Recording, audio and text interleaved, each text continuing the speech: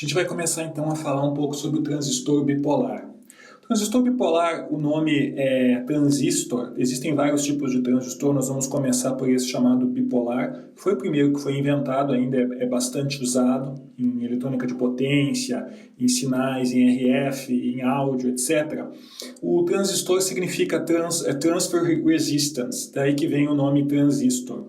O bipolar, então, é um dos tipos de transistor. Os transistores, basicamente, eles respondem por fundamentalmente dois tipos de aplicações, né? Existem outras, mas as principais nas quais eles são usados são como amplificador, no qual um sinal de pequena amplitude, pode ser tensão, corrente ou potência, ele é amplificado e sai com um sinal de amplitude maior na saída. E também como chaves, no qual um sinalzinho pequenininho, por exemplo, de um laptop, de um celular, de um PC, um sinal de baixa intensidade, consegue, né, controlar uma carga com uma corrente bem grande para ligar, por exemplo, um motor, para ligar uma peça mecânica, um solenoide, um negócio que uma corrente pequenininha consegue controlar uma corrente grandona. Então, o transistor, o símbolo do transistor, ele é uma coisa assim. Nós temos esses dois símbolos aqui. Existe uma flechinha. Nós falamos rapidamente naquela aula sobre semicondutores, sobre lacunas, que nós temos o transistor tipo NPN e o transistor chamado PNP. PNP, você pode lembrar, penetra na placa, PNP, e é onde a flechinha entra para dentro. Quando a flechinha está direcionada para fora do transistor, você tem o NPN, que é o mais comum. O NPN ele está baseado em elétrons, e o PNP está baseado em lacunas. Então, como nós vimos, o PNP ele é razoavelmente mais lento, ou seja, ele não responde tanto a sinais rápidos quanto o NPN. Os dois transistores, eles têm, como você está vendo, diferentemente do diodo, eles têm três perninhas, têm três terminais. Os terminais são base, que é esse aqui pequenininho, que geralmente é a entrada do transistor. Esse que está aqui em cima chama-se coletor. Nos dois casos é a mesma coisa, né? O nome dos terminais é o mesmo. E esse que tem a flechinha é chamado emissor. Então, base, coletor e emissor. Você pode, né, como eu falei, o NPN ele é o transistor mais comum que existe. Então a gente vai falar muita coisa do NPN, mas a única diferença aí vai ser o sentido das correntes, o mesmo vale para o PNP. Então, o transistor, por ter mais terminais, ele é mais complicado de você entender do que o diodo, mas você pode fazer uma analogia do PNP, do NPN, aliás, você pode fazer uma analogia assim: a base, o coletor está aqui e o emissor está aqui, certo? Como se fossem dois diodos. Na prática, internamente, eu não vou entrar em muito detalhe, o transistor, na verdade, ele é um negócio assim: uma bolacha N, uma bolacha P e uma bolacha N, sendo que essa bolacha P aqui ela é bem fininha, né? Essa espessura aqui é bem fina. Isso aqui é um modelo mais simples. Na verdade, a construção do transistor bipolar ela é complicada, a fabricação, por isso que ele perdeu muito espaço. Transistores mais simples, chamados MOSFET, acabaram ocupando o espaço do bipolar. Mas você pode imaginar, né, muitos dos problemas e o próprio entendimento do transistor, você pode imaginar como sendo um negócio assim, como sendo dois diodos ligados back-to-back.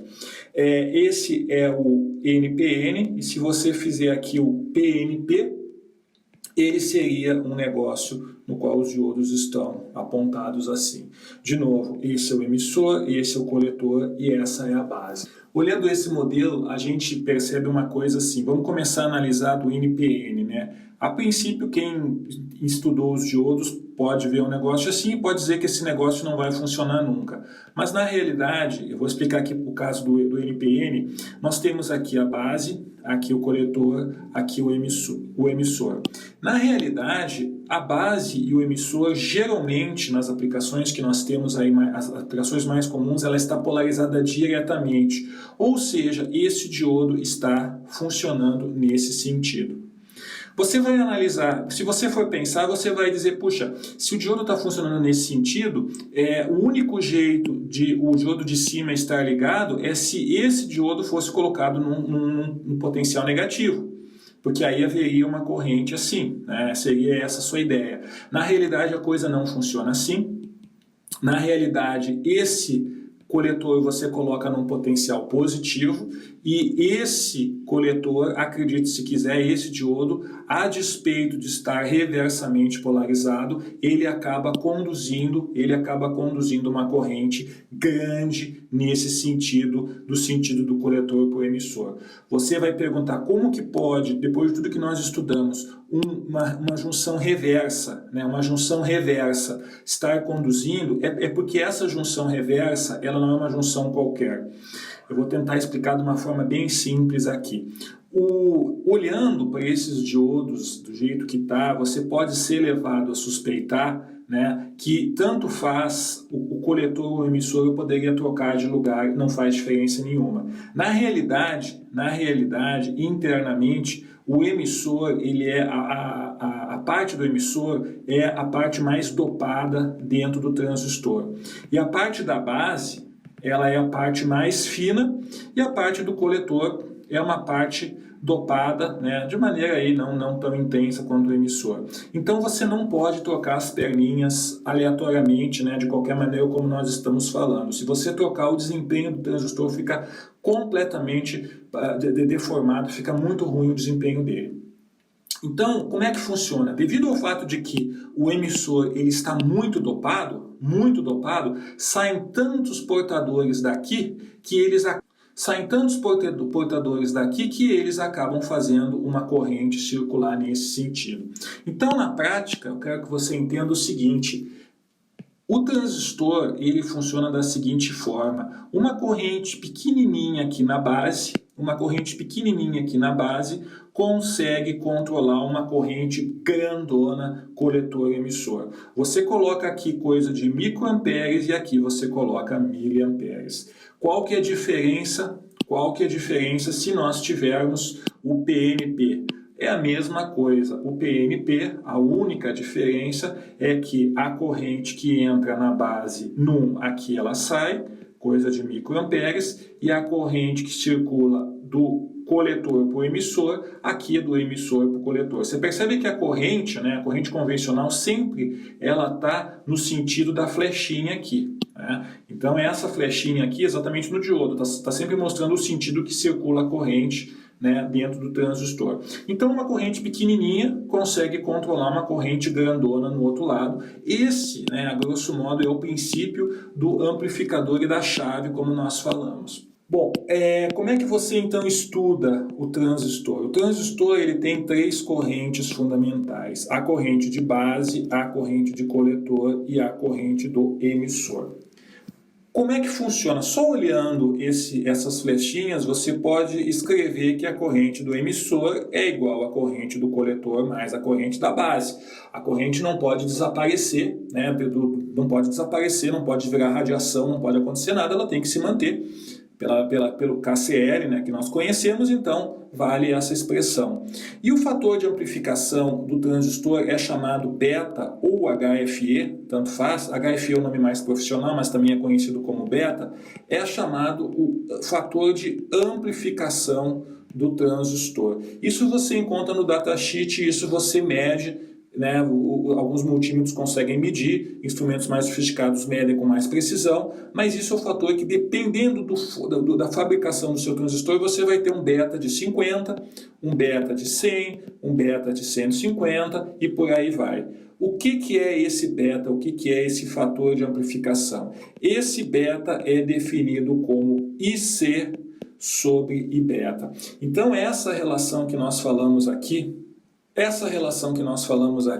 da corrente de base pequenininha para essa corrente grandona, ela é definida pelo beta nos dois casos. Betas típicos, como eu falei, variam aí de 50, 100, 150. Você pode chutar aí em torno de 75, 100, um valor médio dos transistores que nós conhecemos.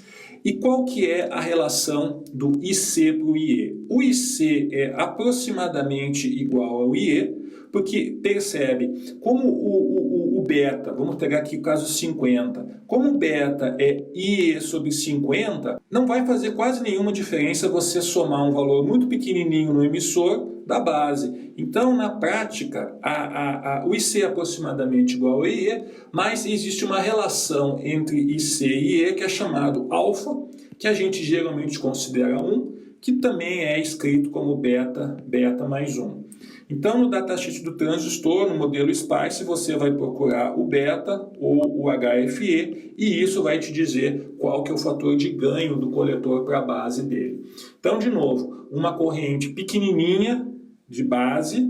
Aqui eu estou desenhando um tipo de um análogo, né, do transistor. Aqui, ó, como se fosse uma alavanca, né, uma alavanca. Você mexendo aqui, você não faz muita força, você consegue levantar um peso enorme aqui. Então, uma corrente pequena de base, que você mexe, consegue gerar uma corrente, controlar uma corrente gigantesca de coletor. A gente chama corrente de coletor, mas a corrente de coletor, como nós falamos, né, a corrente de coletor, ela é aproximadamente igual à corrente de emissor, como nós acabamos de falar. O transistor, isso aqui que eu quero comentar com vocês, os alunos às vezes têm dificuldade de absorver isso. O transistor, para ele amplificar, ele precisa estar alimentado. O que significa que você alimenta o transistor? Isso é uma novidade para vocês, até agora vocês conheceram o diodo, até agora vocês conheceram o resistor, capacitor, indutor, são elementos passivos. O transistor é um elemento ativo, certo? Ele é um elemento ativo, ou seja, ele é um elemento, um componente que gera ganho. Por que ele é ativo? Porque você tem um ganho associado a ele, ganho de tensão, ganho de corrente, ganho de potência. Então, em outras palavras, você entra com um sinalzinho de 1 nanowatt na entrada, aqui você tem um transistor, e você vai ter na saída, sei lá, 1 miliwatt, certo? Uma coisa mais ou menos assim.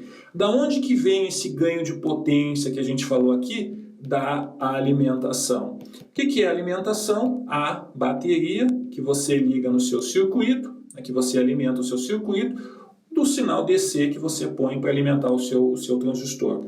Então, o seu transistor estar alimentado significa, na realidade, energia DC, ou seja, bateria, fonte, alguma coisa desse tipo. O nome que se dá para isso, em inglês é bias. Em português, polarização, né? Ou bias ou polarização. Então, presta bem atenção.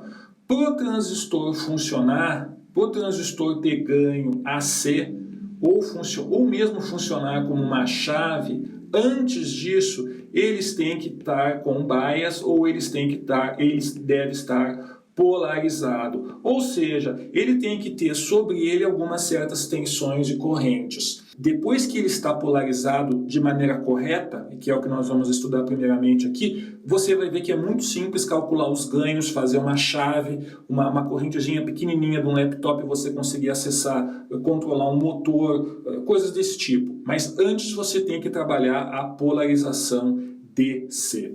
Quando nós falamos em polarização, seguindo adiante, a polarização então significa o seguinte: você tem no transistor, de novo eu estou desenhando o NPN, que é o mais comum, essas mesmas coisas valem para o PNP, trocando apenas os sinais. Você tem então duas junções no NPN, né? Redesenhando aqui, você tem base emissor e você tem base coletor, o simbolozinho que nós fizemos aqui. Você tem 3 regiões de operação. Na verdade existem até mais, mas são casos específicos, nós não vamos entrar no caso. A maior parte das aplicações de engenharia você vai estar em 3 situações diferentes. Na região denominada região ativa, o seu transistor, uma vez que ele está polarizado na região ativa, ele funciona como um amplificador.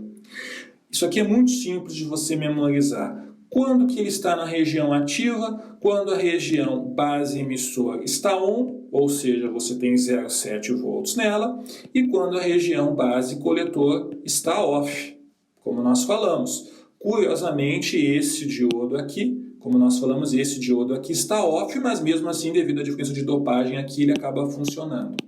Então essa é a região ativa quando nós operamos como amplificador. Aí vem as duas operações como chave, ou seja, como um relé, como um transistor controlando uma carga, ligando e desligando um circuito. Você está na chamada região de corte, na qual o transistor está operando como uma chave aberta. Nesse caso, a região BE está off e a região BC também está off. Então, o que significa uma chave aberta? Que do coletor para o emissor, você não circula corrente. Do coletor para o emissor, você não circula corrente. Tudo se passa, então, como se a chave estivesse aberta. E, analogamente, nós temos a região chamada de saturação, que equivale a uma chave fechada. Percebe que saturação tem diferentes significados conforme a gente estuda os dispositivos. Então é bom você não fixar no nome saturação. Tem um sentido negativo quando você estuda materiais magnéticos. Aqui tem um sentido que é de uma chave fechada, ou seja, o coletor e o emissor eles estão tá circulando uma corrente aqui. Na saturação você tem tanto a base emissor como a base coletor, você está com sinal ON, você está com as duas junções ON. Então a região de saturação e região de corte, essa região aqui, você pode imaginar o transistor funcionando como uma chave ou como um relé. O relé, como você lembra, ele tem aqui um contatinho magnético e aqui do outro lado você tem um negócio, uma chavezinha que bate aqui. Você pode, com um sinalzinho magrinho aqui de 12 volts, controlar uma carga de 1 ampere, 700 volts que você tenha do outro lado de maneira bem eficiente. Então, essas duas regiões aqui, região de corte e região de saturação, você está trabalhando como o transistor como chave. Nós vamos ter um material, uma aula específica sobre isso, controlar um motor, ligar e desligar um robô, coisa desse tipo. E aqui você tem a operação como amplificador. Você entra com um sinalzinho de um sensor, de um microfone, de um captador bem pequenininho e você tem na saída do transistor um sinal grandão. Basicamente é isso. Da onde que vem a energia para fazer esse negócio aqui? Vem da polarização, como nós falamos. Então, uma vez que o transistor está polarizado, ou seja, uma vez que o transistor está alimentado com DC, com uma bateria, você consegue operá-lo de maneira eficiente como amplificador. Como que você vê isso na curva do transistor? Isso é um negócio complicado. O transistor, antigamente, conforme o livro mais antigo, ele mostra várias curvas do transistor. Essas curvas às vezes são complicadas de você entender, pelo menos no início. Mas a curva mais interessante para você do transistor, a curva talvez mais didática e que seja realmente relevante para nós, é a curva VCE vezes IC. De novo, tem variação de temperatura, tem variação de corrente, tem frequência, tem uma série de outras curvas de transistor que a gente pode analisar. Mas essa aqui é a mais importante. A curva VCE versus IC, lembrando que a curva do diodo, lembra que nós vimos anteriormente, a curva do diodo era um negócio assim, Vinha para cá, fazia isso aqui, era uma coisa mais ou menos assim. Já a curva do transistor é um negócio assim. Eu tenho uma curvinha aqui, outra curvinha aqui. Essa curvinha corresponde a uma corrente de base, vamos supor, 10 microamperes. Essa curvinha aqui corresponde a 5 amperes. Essa curvinha aqui, 1 microamperes. Então presta bem atenção. Antigamente os caras faziam os projetos, eles tinham que ficar consultando essas curvinhas. Isso hoje você, dentro do simulador de circuito, isso aí ele faz isso para você. Onde que estão as regiões que nós mencionamos anteriormente?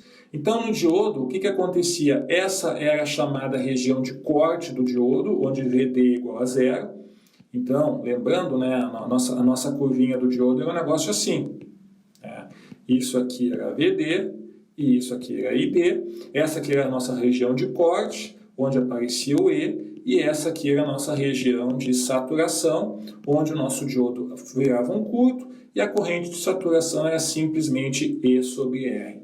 A mesma coisa vale no transistor. Esse eixo aqui, ó, equivale a quê? A região onde você tem VCE igual a zero.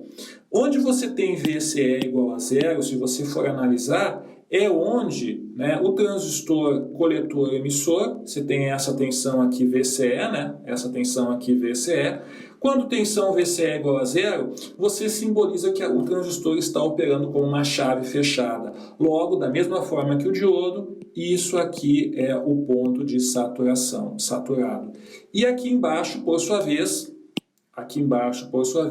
equivale ao ponto onde VCE é não nulo, mas IC é nulo. O que significa um dispositivo quando a corrente é zero? A corrente é zero quando ele está aberto, ou seja, o corte está aqui embaixo. Então, mais ou menos, a saturação eu estou aqui, estou aqui, o corte eu estou aqui para baixo, e a região chamada ativa é mais ou menos por aqui, certo? Você não deve, aquelas regiões que eu falei que eu não estou mencionando, você não deve chegar muito para cá, porque aqui você pode chegar numa região que o transistor queima, quando as correntes aumentam e tal, a gente não quer operar aqui. Mas basicamente o amarelo você funciona como amplificador, e no vermelho e no azul você funciona como chave. Essas são basicamente as operações, as regiões de operação do transistor. Você vê que se você lembrou direitinho do diodo, não ficou muito distante. Então, na realidade, voltando ao nosso processo de polarização do nosso dispositivo, ou seja, a gente fazer com que o transistor esteja pronto para amplificar um sinal, o que você quer? Você quer que o transistor tenha uma certa corrente quiescente de coletor. Você vai fazer um arranjo de resistores e fontes de tal maneira que você tenha esse ICQ. Esse Q de quiescente, como eu escrevi ali, quiescente você pode imaginar como quieto, como um sinal sem ruído, um sinal estável no tempo, um sinal DC. Você pode visualizar assim. Então, o primeiro circuito de polarização mais simples que você pode fazer para o seu transistor é um negócio assim. Você tem aqui o seu VCC, você tem aqui um capacitor aqui e um capacitor aqui. Eu estou desenhando os capacitores só para mostrar para você como é que funciona o amplificador, certo? Então você tem um resistor de base aqui e um resistor de coletor aqui. O que significa você polarizar? Você quer que o transistor tenha uma certa corrente de coletor aqui e tenha um certo VCE, tensão coletor-emissor aqui.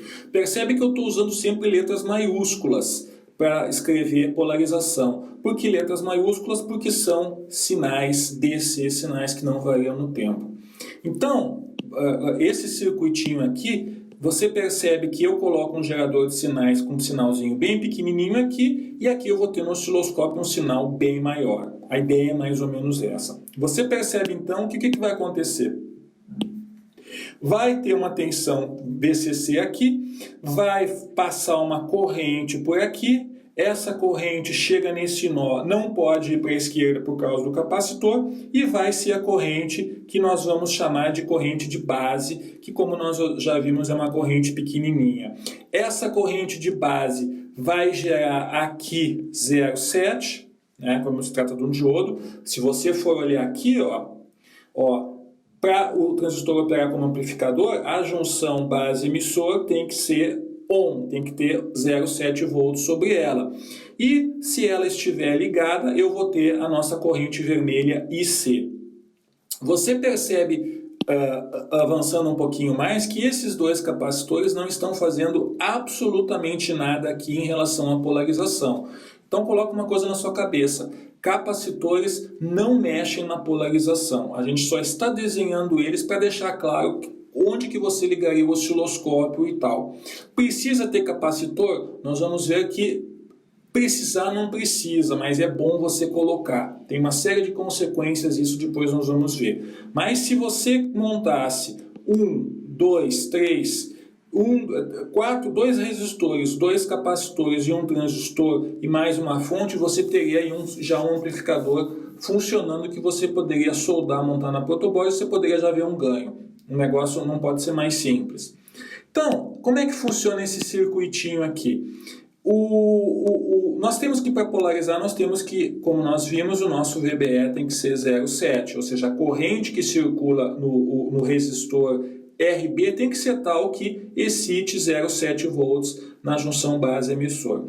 Então, a gente pode escrever que, veja se você concorda comigo, que eu vou desenhar aqui de novo para ficar claro, ó, se eu for fazer esse nó aqui, ó, aqui eu tenho VCC, aqui eu tenho RB e aqui eu tenho 0,7. Se eu for olhar aqui esse nó da esquerda, a corrente que circula aqui, ó, nós podemos escrever como VCC menos 0,7 sobre RB, certo? Não pode ser mais simples. Eu apenas estou seguindo essa malha aqui, ó. Estou seguindo essa malha aqui, que é a malha da esquerda.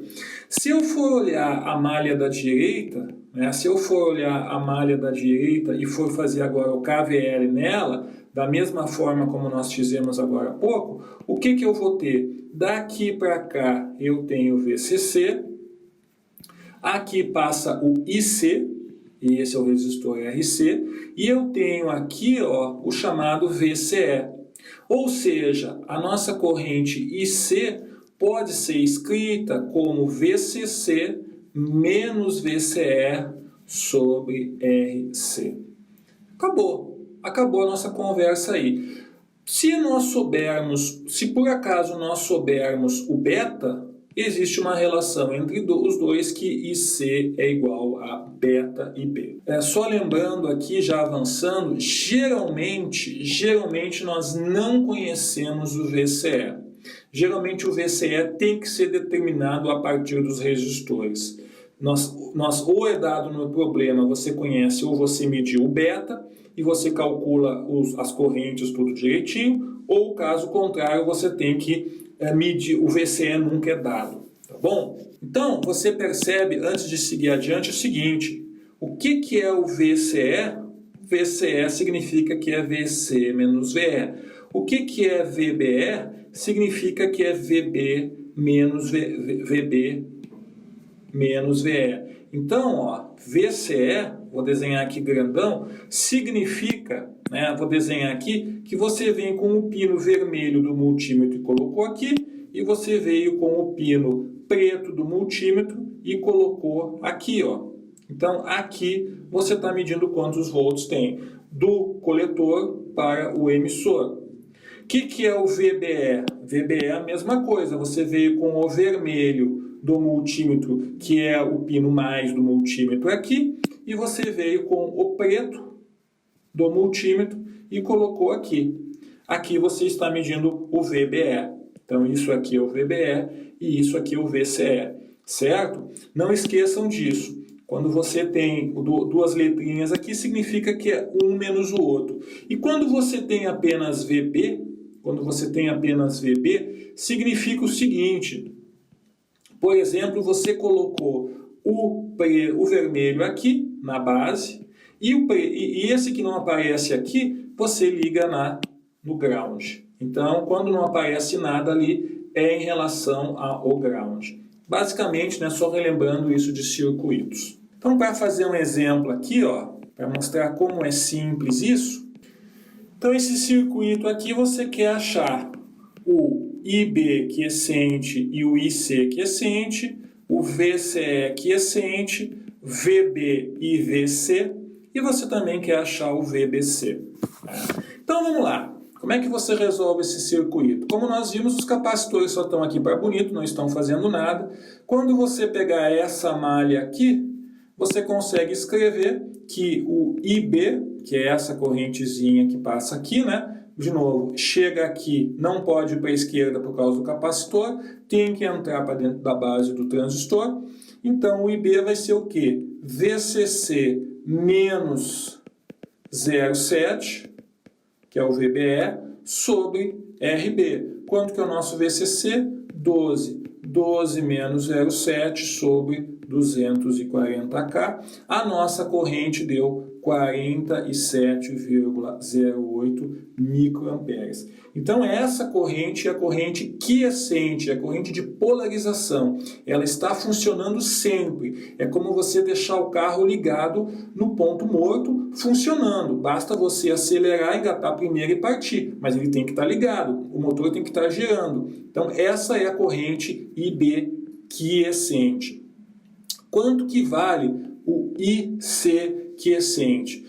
O jeito mais fácil é você simplesmente multiplicar pelo beta, a corrente de base quiescente, multiplicar pelo beta. O nosso beta aqui eu não coloquei, mas vale 50. Então esse transistor, você viu no datasheet dele, ele tem um beta de 50, então vai ser 50 vezes 47,08 microamperes, e isso dá 2,35 miliamperes. Então, olha a diferença que circula na base e no coletor. Né? Quando nós falamos coletor, corrente de coletor e corrente de emissor são praticamente iguais. Certo? Então, uma tremenda de uma diferença. Nós falamos de microamperes e no outro nós falamos de miliamperes. Tem esse número aqui, esse númerozinho aqui de 50 entre as duas. Bom, agora é muito fácil. Quanto é o nosso VCE quiescente? Então, vamos estudar aqui. Nosso VCE quiescente, aqui a gente tem 12. Aqui eu tenho um resistor de 2K2. O que significa isso? Eu tenho uma malha aqui. Vai ser o quê? Essa corrente aqui, nós já conhecemos. Então, nós temos tudo. Para nós calcularmos o nosso VCE quiescente vai ser o quê? Tudo que é isso aqui, menos essa quedinha aqui, que vale IC quiescente vezes RC. Ou seja, 2 menos 2,35 vezes 2,2. De novo, aqui eu não estou escrevendo mili e eu não estou escrevendo K. Porque K vezes mili é 1000 vezes 1 vezes 10 a menos 3 dá 1. Né, para facilitar. Né? Isso ajuda a gente na hora de fazer os cálculos. Isso vai dar quanto? Vai dar 6,83 volts. Então presta atenção comigo aqui. O nosso transistor, nós temos aqui um resistor. Daqui para cá eu tenho 12. E aqui, a boquinha do transistor, eu tenho 6,83, que é o nosso VCE quiescente. Geralmente amplificadores, guarde isso na sua cabeça, geralmente amplificadores, a tensão VCE quiescente é aproximadamente a metade, em torno aí de 50% da tensão da fonte. Para ele estar bem projetado, nós vamos ver o porquê a seguir. Mas está consistente com o que nós falamos. 6,83 é um pouquinho acima de 6, que é a metade do VCC. O resto, 5, alguma coisa, aparecem aqui em cima do nosso RC. Tá bom? Muito bem. Seguindo aqui, a gente calculou o VCE. Quanto que vale o nosso VB? Lembrando que o nosso VB aqui vai ser o vermelho aqui, o vermelho do multímetro aqui e o preto do multímetro aqui. Quanto que é o nosso VB, então? O nosso VB, se eu for desenhar aqui, o nosso VB é você pegar daqui para cá, só que o nosso VE é igual a 0. E aqui eu sei que eu tenho uma fonte, eu tenho um diodo polarizado diretamente, eu tenho 0,7, o nosso VB vai ser o nosso 0,7. Quanto que vai ser o nosso VC? O nosso VC significa que eu estou pegando, mesma coisa de antes, eu estou pegando com o multímetro vermelho aqui e com a ponta preta do multímetro aqui. Quanto que é o nosso VC? É o nosso VC menos VE, que é 6,83 volts, porque o nosso VE é 0. A nossa perninha do emissor está ligada diretamente no ground. E finalmente, quanto que vale o nosso VBC? O nosso VBC é VB menos VC, que é 0,7 menos 6,83, que dá menos 6,13 volts. Aí você vai dizer, tem alguma coisa errada aí. Como é que pode ser menos 6,83? Significa que aqui, ó, eu tenho 6,83 volts aqui e aqui eu tenho 0,7. Se eu for desenhar os meus dois diodos, do meu circuito aqui, do meu transistor NPN, aqui eu tenho 0,7 e aqui eu tenho 6,83. Vamos lá de novo. Base, emissor, coletor. Esse aqui está on e esse aqui está off. Como é que pode isso? É exatamente o que você esperava. Se nós voltarmos aqui, ó, olha aqui, ó, base coletor off, base emissor on. Então nós temos o nosso transistor direitinho polarizado para funcionar como amplificador. Basta você ligar esse negócio em um osciloscópio, em um gerador de sinais, ele estaria funcionando já com um certo ganho. Tá bom? Só para vocês terem uma ideia, avançando um pouquinho, o ganho desse transistor, o ganho de tensão, vocês vão ver depois, é RC sobre um númerozinho chamado REzinho. Esse REzinho é 26 sobre a corrente de coletor em miliamperes. Com os valores que nós temos, vai dar 2.226. A nossa corrente quiescente, ó, é 2,35 miliamperes. 2,35, isso aqui vai dar mais ou menos um ganho de tensão de 200. Ou seja, você coloca na entrada 1 milivolt, um sinal de 1 milivolt de pico, por exemplo, um sinal bem magrinho. Aqui você tem seu amplificador e aqui na saída, no Vout que nós falamos, você vai ter 200 milivolts, certo? Esse que é o conceito do amplificador. Uma vez que ele já está polarizado, ele pode te dar esse ganho aí, às custas do nosso sinal aqui de 12 volts que nós mencionamos anteriormente.